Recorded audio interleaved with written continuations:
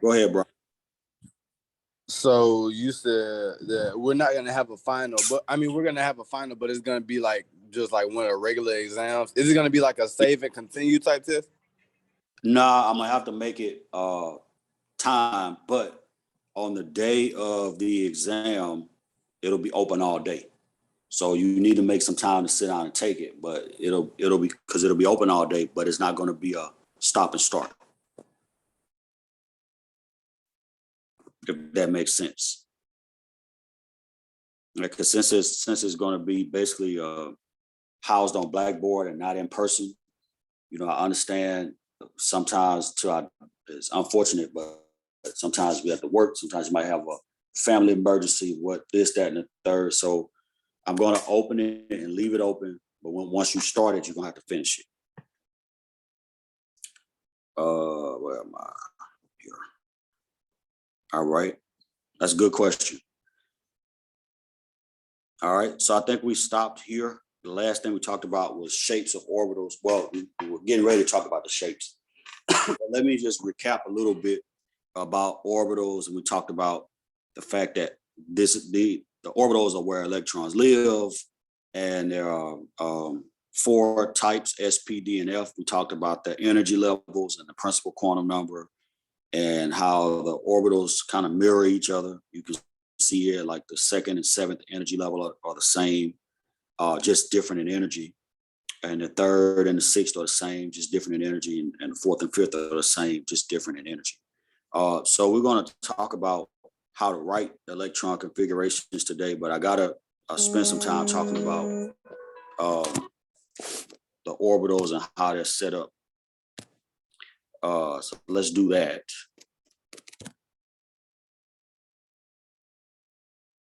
And we're gonna go here. So here, these are the different shapes of the orbitals. And so what you'll notice is that for the S orbital, right, this would be like 1s or 2s or 3s, it doesn't matter. But let's say we're in the 1s subshell, the first subshell, right? So for this particular orbital,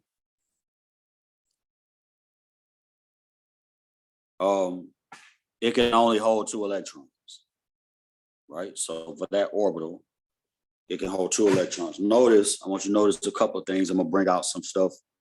Any orbital can hold 2 electrons.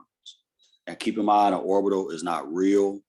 It is not tangible. It is simply the graph of an equation of the path of an electron around the nucleus, right? So what I want you to know here is that these 2 electrons that are in this orbital, they have opposite spins. That's the requirement. So the electrons have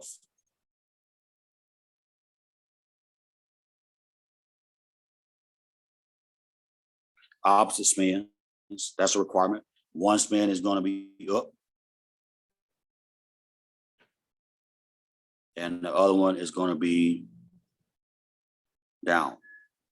We call that pairing. So those electrons, when we pair them up, they have to have opposite spins in order to not to violate the Pauli exclusion principle, which we're going to talk about shortly. And that principle just says that you can't know all 4 quantum numbers for any given electron.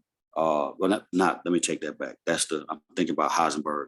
The Pauli exclusion principle says that no 2 electrons in a given orbital can have the same 4 quantum numbers. So we're going to talk about the other quantum numbers today too. All right. In the p orbital, you see a couple of things. You see, first of all, that there are 3 of them. So each one of those p's, right? So p, x, pz, and py have those notations because of how they're situated on the axis. You see that px is right here, and it's on the x-axis, right? Pz is here on the z-axis, and then py is here on the y-axis. It's turned that way.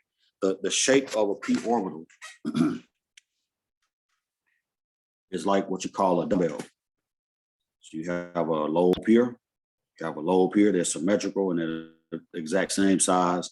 And then in between those 2 lobes, you have what's called a node. So if this is an equation, the node is where the graph passes through zero.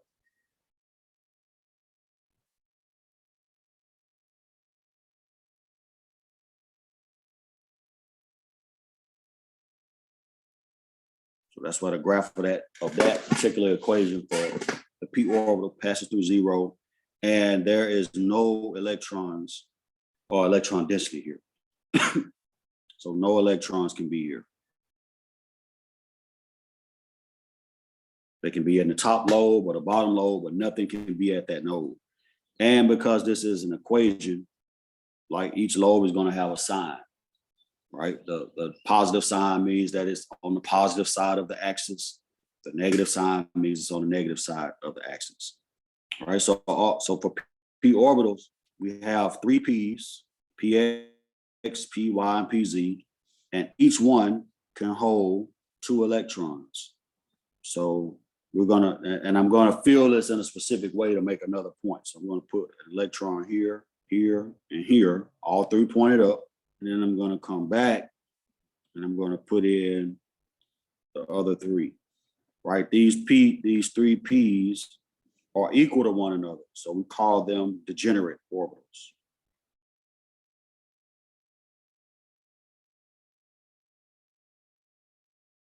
And what that means is that they all are equal in energy.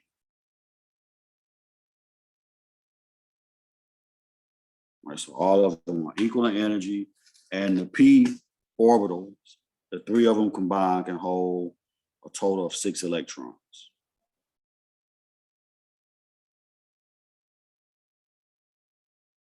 Right, so all of them, those are equal in energy. And when you have degenerate orbitals like that, if you have enough electrons to fill all 3, even if you do, you still fill one at a time. So notice when I went in, if I have 6, sorry, change that eraser size. Right, if you notice I had 6, but I filled it this way, 1, 2, 3. So I put 1 in each before I put 2 in any. Right, and then here, same thing, 1, 2, 3.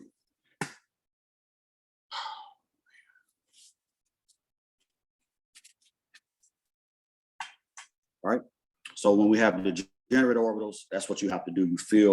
You put 1 electron in each before you put 2 in any. And we're going to see that later when we start doing some electron configurations.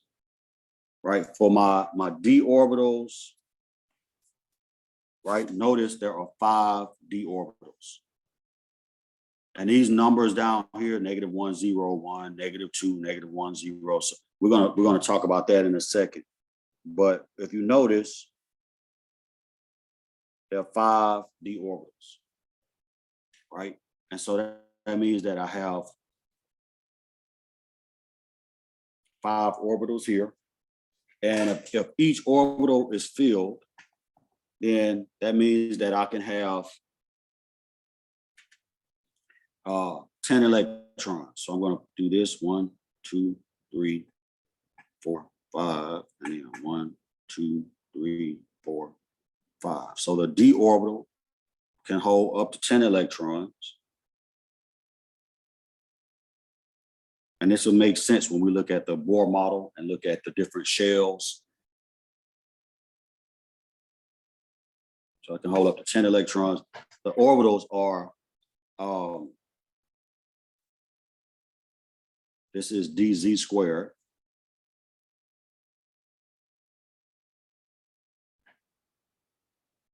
This is dxy. This is dyz.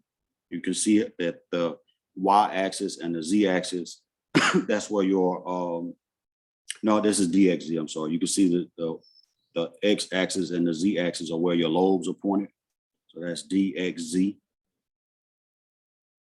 This is dz squared, and then this is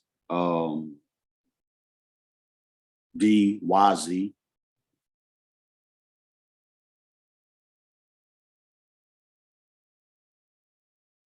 And then this is dx squared minus y squared. So all of them have a different notation, and it's all based on their positioning on the Cartesian coordinates or on the Cartesian plane, where you have an x, a y, and a z axis, right? So the shape, the standard shape for a d orbital is like a clover leaf. So you got 4 lobes like that, right? And again, it's the graph of an equation of the path of an electron around the nucleus of an atom. So with F, the F orbitals, you got 7 F orbitals. So that means that you can put up to 14 electrons in F.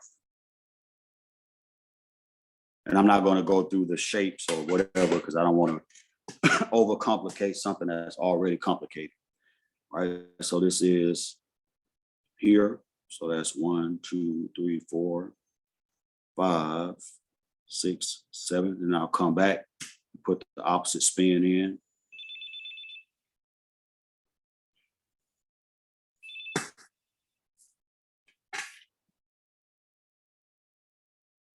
Man, people don't watch it. What?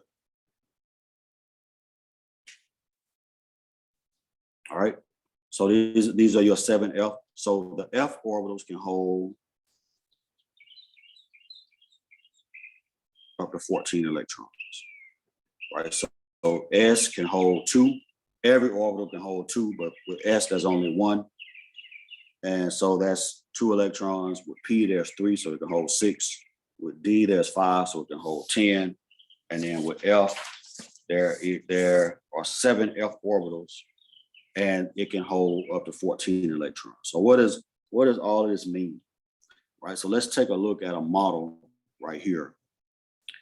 And I want to talk about this in terms of the orbitals as well as the energy levels.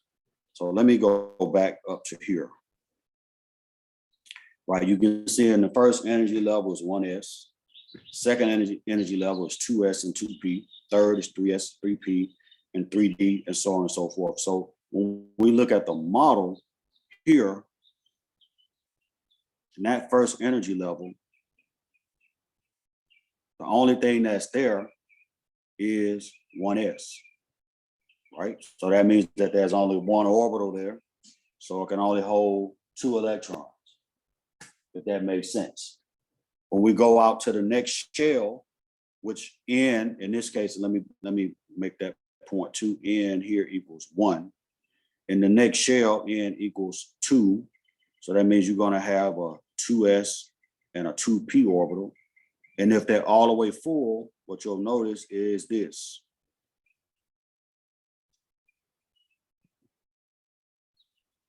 Right? If they're full, that means that you can have a total of 8 electrons, 2 in the 2s, 6 in the 2p, right? And then over here, if we have in the next shell, because these orbitals are arranged based on their energy levels, right? Remember, if n is 3, right, that's 3s, 3p, and 3d. So for if n is 3, in that third energy level, you can have 2 in the s orbital, 6 in the p orbital, and 10 in the d orbitals if everything is full. So that's where you get the number here for 18 electrons for that third energy level. You can have a maximum of 18 electrons in it because you got 3 Ps, 5 Ds, and 1 S. All right, any questions about that? So let's say that this is an atom that has 18 electrons, or element that has 18 electrons. We can put those in here, right? So we're going to say in 1s, let's just put in 2 electrons here, right? And then let's say 2s, we're going to fill that. Notice I'm not filling up 1, 1, 1, 1, 1. I'm filling them up by energy levels. And if you see right here, there's a gap between 2s and 2p. That's a little bit of a gap. The energy is increasing in this direction. So that gap means I got to fill up 2s before I go to a higher energy level, or a higher energy orbital. So here, I'm gonna fill that up, 2, 4, 6. So that's 2, 4, 6, that's 10. I got 8 electrons left. And I'm gonna start here at 3s. I'm going to fill that. Now that's 12. Notice 4s is here, much higher in energy when you compare 3s to 3p. So I go up to 3p, not to 4s, right? So I'm gonna fill that up, and now I have 12, so I got 6 left. So that's here, 2, 2. So that's 6 total. So for an atom that has 18 electrons, right? What you'll notice is that the configuration I can write for that is 1s2, 2s2, 2p6, 3s2, 3p6. This is the electron configuration for this atom, right? It's got 18 electrons. So that's what we call the electron configuration. Right, when we think about this, when we look at n equals 1, that's only one sublevel, right? So that means it's one set of orbitals. It's just 1s. When n is 2, you got 2 sets of orbitals, 2s and 2p. When n is 3, you got 3 sets of orbitals, 3s, 3p, 3d. And then when n is 4, you have 4 sets of orbitals, right? 4s, 4p, 4d, and then 4f, like that. So you have 4 sublevels at the 4th energy level, 3 at the 3rd energy level, 2 at the 2nd, and 1 at the 1st, like that. Now I want to point out something else too. If you'll notice, which one of these rings around this nucleus is furthest away from it? You can just go by the color. So you have a yellow ring, a blue ring, and a red ring. Which one is the furthest away?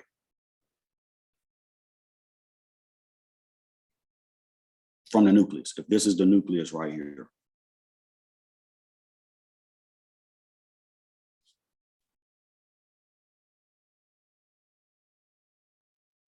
If that's my nucleus. Which set of electrons is the furthest from that?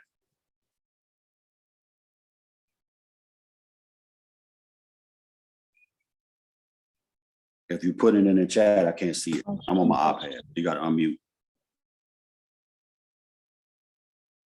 It's this one, the 3rd energy level. So this shell, where in the 3rd energy level, this shell is what we call the valence shell. It's the highest energy shell.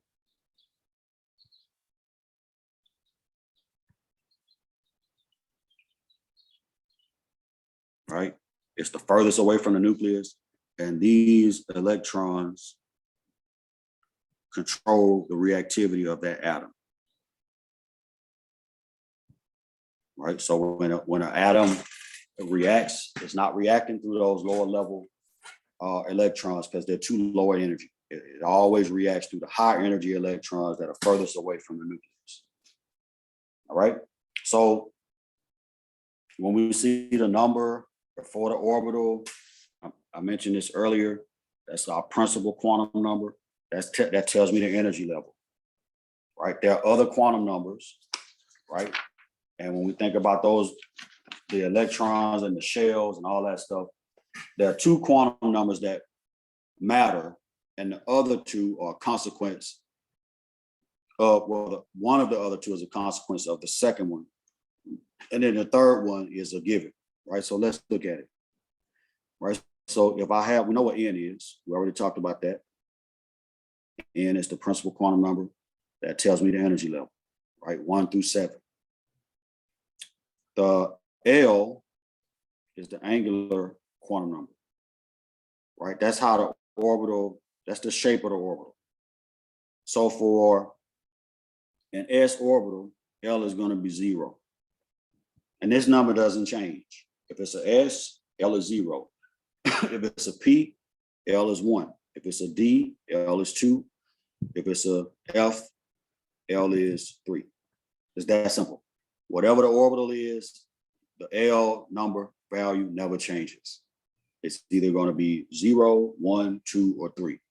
Those 2 numbers, if I know those 2, I can figure out the other 2. M sub L is what we call a magnetic quantum number, and that's just the spatial orientation of the orbital. Is it on the X axis? Is it on the Y axis? Is it on the Z axis? Right? And that number ranges from negative L to positive L. And I'm gonna show you what that means in the example that we are getting ready to look at. So don't panic about that. And then M sub S is the spin number, right? It's either gonna be plus 1/2 or minus 1/2. So plus 1/2 means the electron is pointed up. I'm gonna write that pen, hold up. Means the electron is pointed up. Minus 1/2 means the electron is pointed down. So spin down or spin up. You will not ever, under normal circumstances, see 2 electrons in an orbital. Well, you ain't gonna see it anyway because it's beyond vision. But I'm just saying, for the sake of the discussion, you'll never see 2 electrons in an orbital that have the same spin. So never both pointed up or both pointed down. They're always going to be pointed opposite directions in order for them to pair up and cancel out. All right. So we got to think about 2 other little pieces of information as it relates to these quantum numbers. And that is, one of them is the Pauli exclusion principle. So let's talk about that.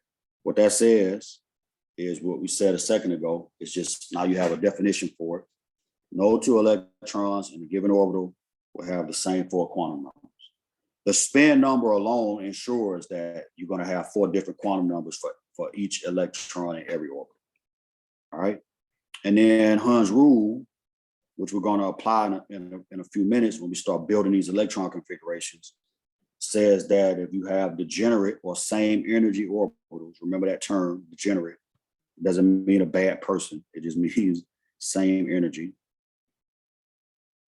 Like the 5Ds or the 3Ps or the 7Fs, they're all in the same energy level, then they're degenerate orbitals.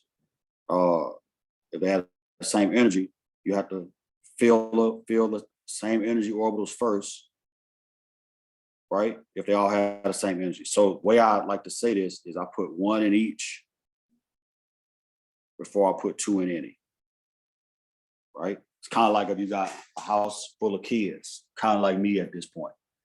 I have 2 kids by my late wife, and then I got married again, and my wife, my current wife, has 2 kids. If I'm fixing dinner, right, I just put 4 plates on the table, and I go down the line. If I'm making, let's say, mashed potatoes and meatloaf and cabbage, I put a spoonful of cabbage on each plate. Then I come back and I put a spoonful of mashed potatoes on each plate. And I come back and cut the meatloaf. I put a piece of meatloaf on each plate. So instead of me fixing 1 big plate for my son who's 18, and then a smaller size plate for my stepdaughter who's 9, I just make them all the same. So that's what Hund's rule is like. You put 1 electron in each orbital of the same energy before you put 2 in it, before you pair any up. So we're gonna look at that in a second, but let's look at some quantum number examples first, and then we'll go back and we're gonna start building some of these electron configurations for some atoms off the periodic table. All right, so we're gonna do this. So let's say the example says, identify the 4 quantum numbers for the 3p5 electron. Now, when it asks you a specific question like this, that's asking about the 5th electron in that series of orbitals. So I'm going to show you how to do that. So the 3, let me change colors on that. The 3 is N, the number that precedes the orbital type is N. That's the principal quantum number.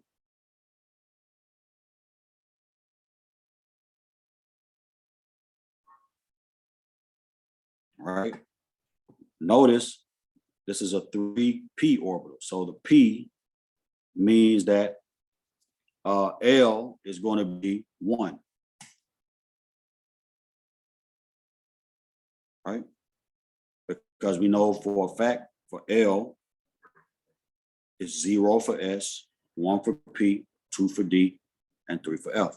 So I know two numbers now. I know my P, I know my L value, and I know my principal quantum number, right? So the way I'm going to do this now is I'm going to put, I have it built here, but I'm going to show you in real time, right? And it's 5 electrons. So I'm going to put in, this is going to be PX, PZ, PY. And this is 1, 2, 3. This is 4. So the 5th electron is going to go here. That's 5. All right. So this is the 3p5 electrons. So now let's talk about M sub L, because remember M sub L is negative L to positive L. So for these orbitals, M sub L is going to be -1, 0, and +1, right?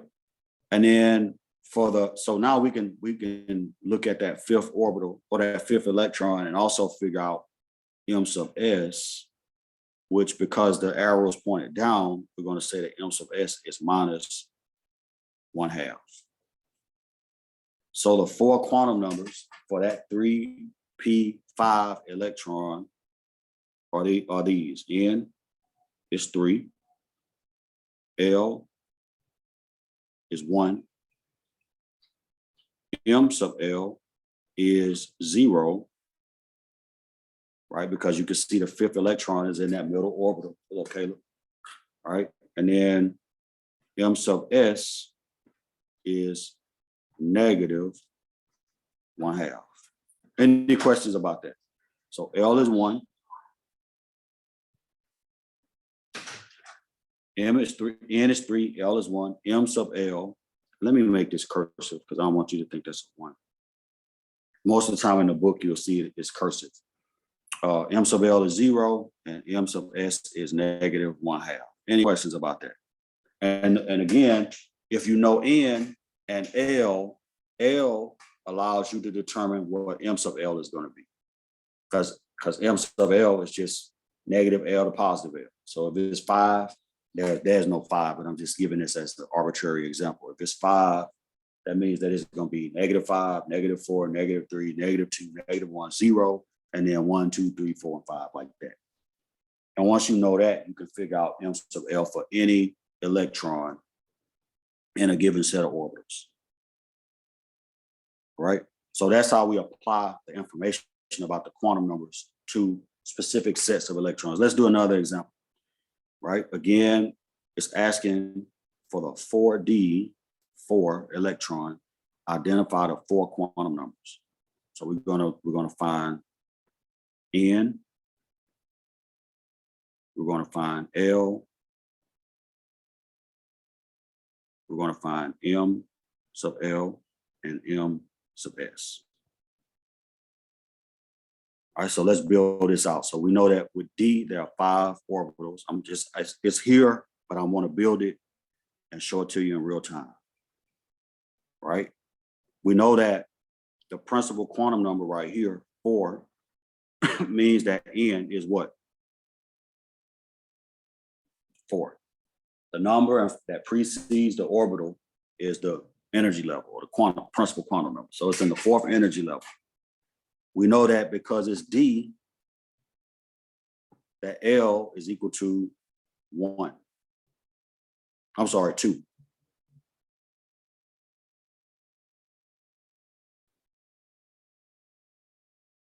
Right? Because again, L is 0 for S, 1 for P, 2 for D, and 3 for L. So here, L is going to be 2.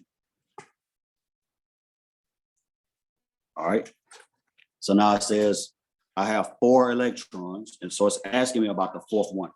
So let's put them all in, and notice when I fill this up, I'm putting all my electrons are pointed up.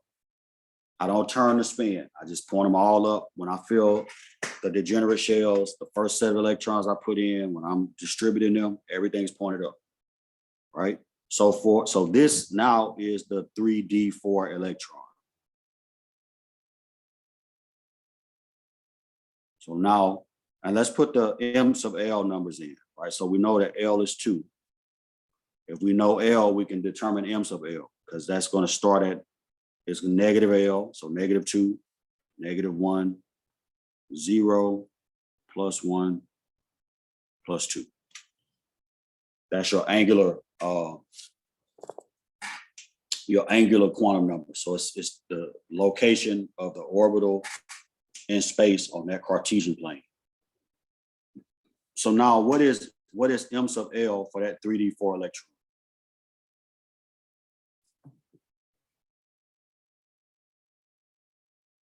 Right, it's going to be one of these numbers down here. And you can see that the orbital that it's in has an M sub L of +1. So we'll put that number in here. M sub L is +1. And then M sub S, because it's pointed up, is +1/2. Right? Anybody not following that? Any questions about that? Is it unclear in any way?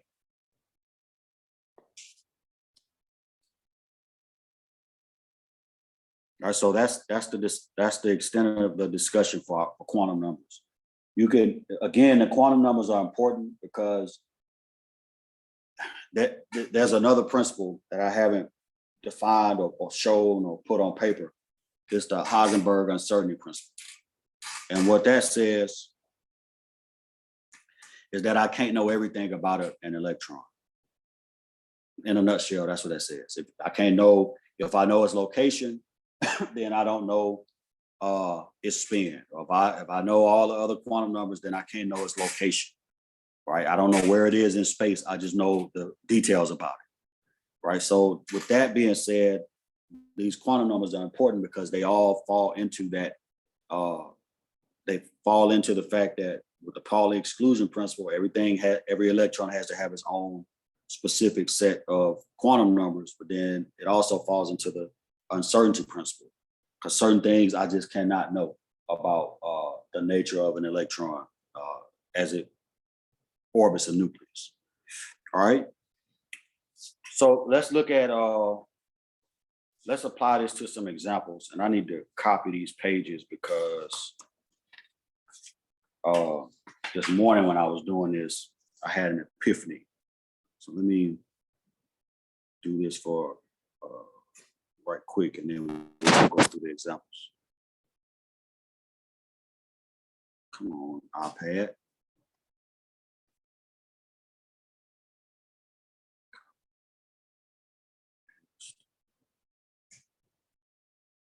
Paste.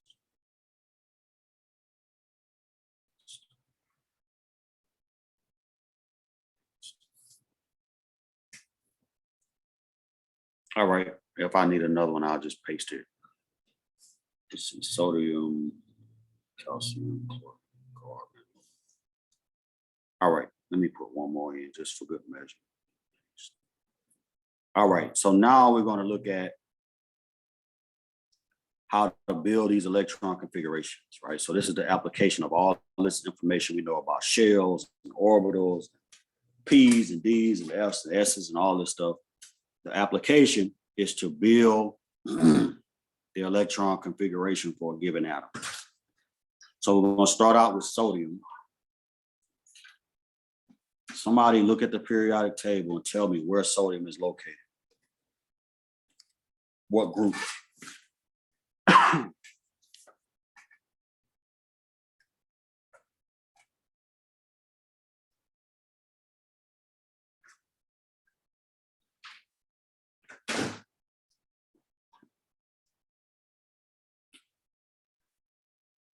Group 1. It's group 1. Good. What's the atomic number?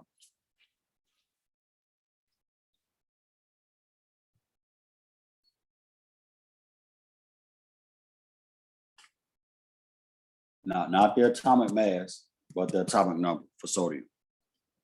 11. 11. Excellent.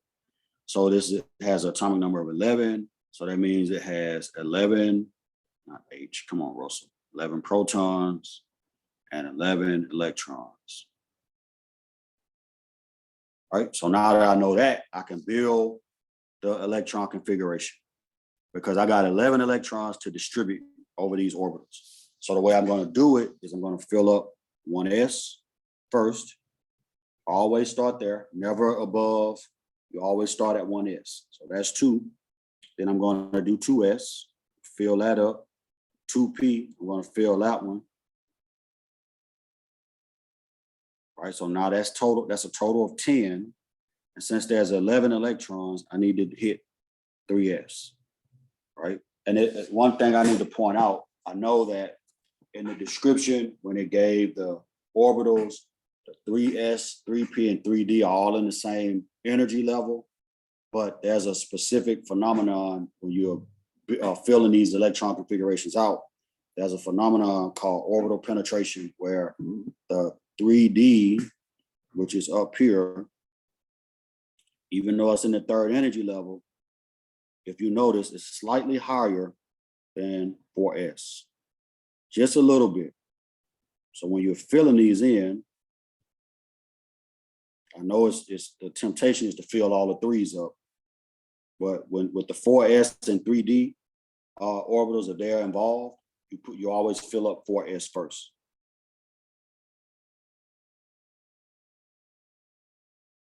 So I'll just put that here.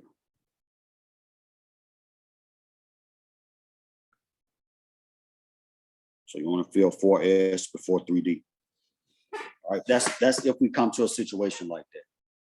So here, notice this. All right, you have a 3s orbital. Look at how many electrons are in that orbital.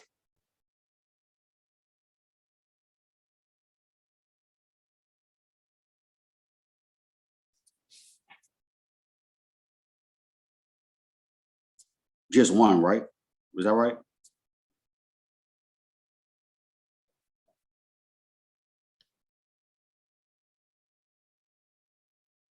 All right, so when we write out this configuration, it's going to look like this: 1s2, 2s2, 2p6, 3s1.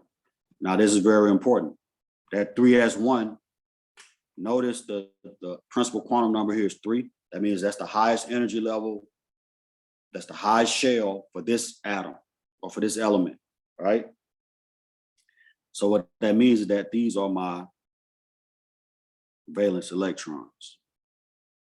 These are the outer shell electrons. So any activity that this atom participates in, that's the only set of electrons that's going to participate, because they're the highest in energy, they're the most accessible, readily accessible.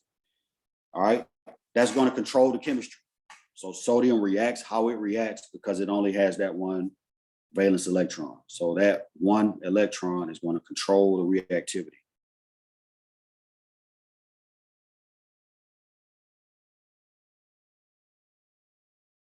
All right, and then was that you, Nazir, that said that this was group 1?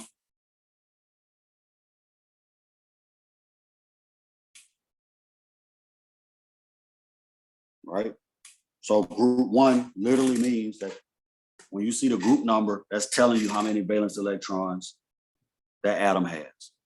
And you can see right here, there's one electron in that third energy level.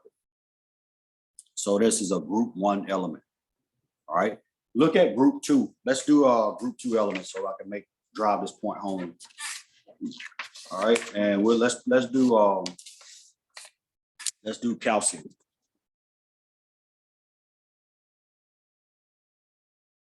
All right, this is group 2, a group 2 element. What's the atomic number for calcium?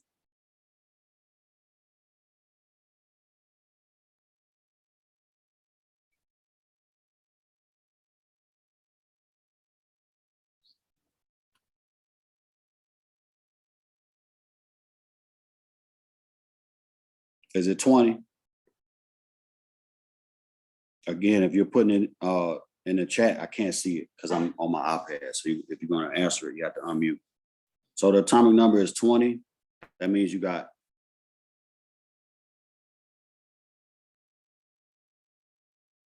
20 electrons and 20 protons. Right, we learned this a while back. The atomic number is it's the number of protons.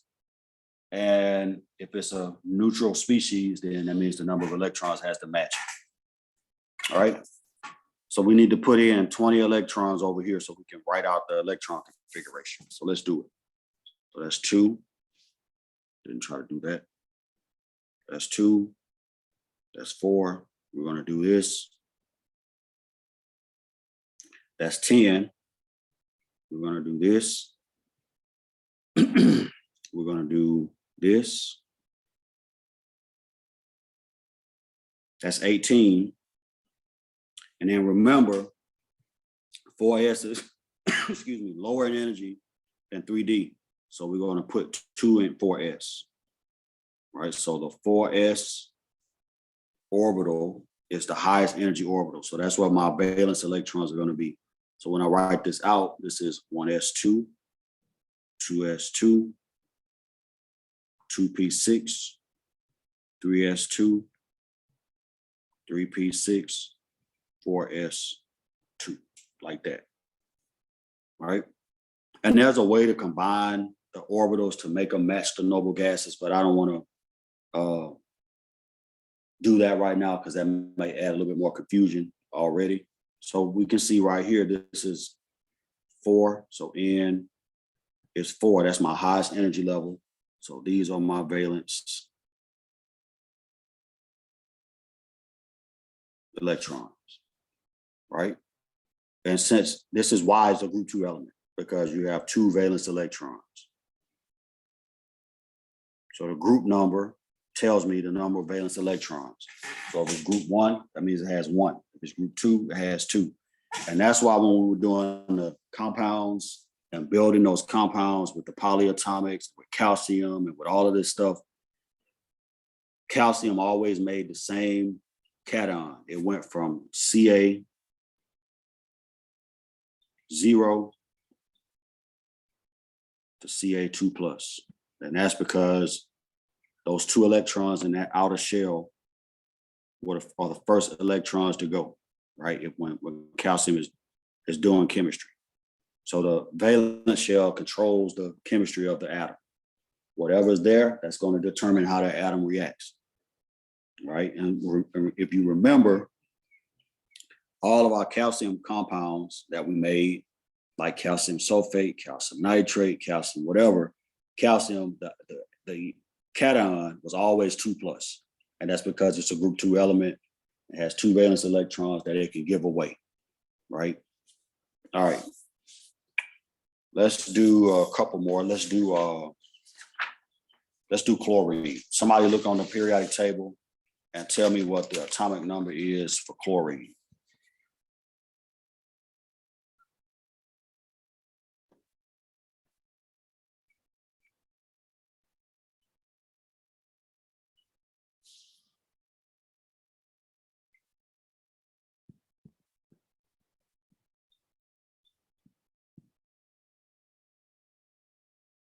And it's a non-metal, so it's on the right side of that zigzag. Chlorine's atomic number is 17, right? So let's build the configuration, and then we're going to write it out. And again, this is going to be an example where this is 2, that's 4, that's 10, that's 12. So now in the 3P, we got 5, because that's 12 total already. So we want to put in 5. So we're going to do this, this, and this. That's 3. And then I'm going to come back and do this and this, right? I'm not going to put in 2 electrons, even though it's tempting to do it and you might have the right answer in the end. It's always best to follow the protocol. Put 1 in each before you put 2 in any. So when we write this out, this is 1s2, 2s2, 2p6,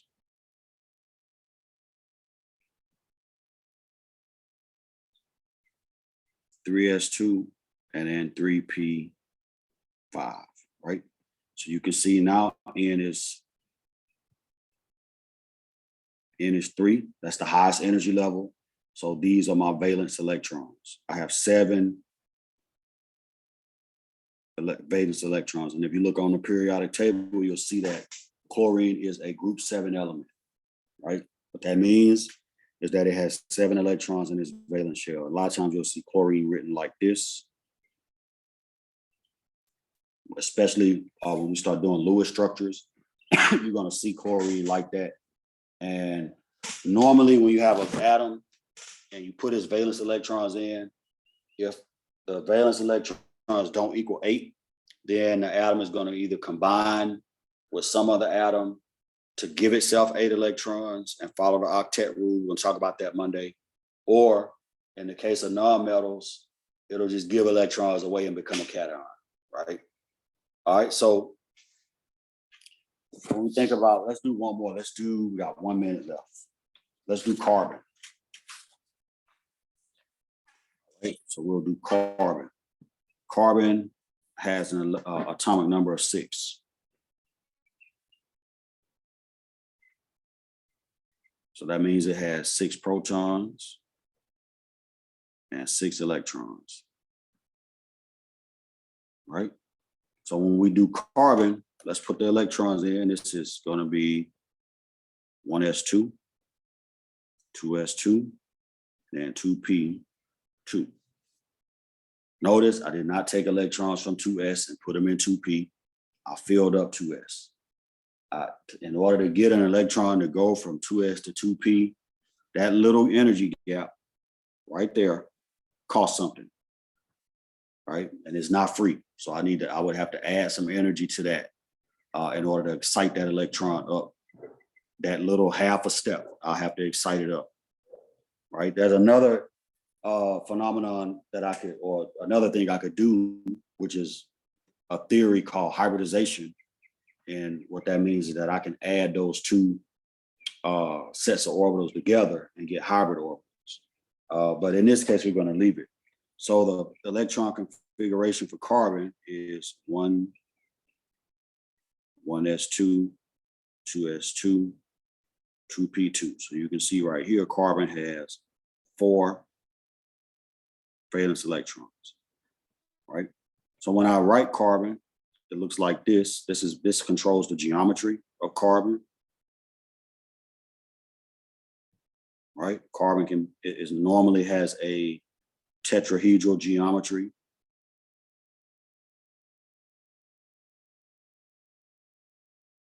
And this is just a methane molecule, right?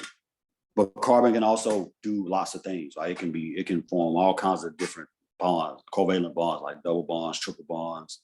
It can form rings, long chains, short chains.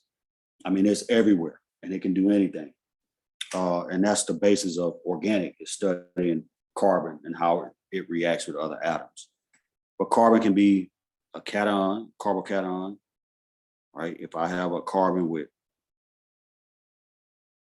3 covalent bonds and a plus charge, it's a carbocation. If I have a carbon that's negative, it's going to have a lone pair and 3 covalent bonds, and this is a carbanion. Remember, anion is negative and cation is positive, right? So I want you to look at aluminum, zinc, mercury, and arsenic, and you can take the same template and see if you can draw or write out the electron configurations for those. Because we're out of time, and I know aluminum is 13, and so I don't want to go too far over the time. All right, any questions?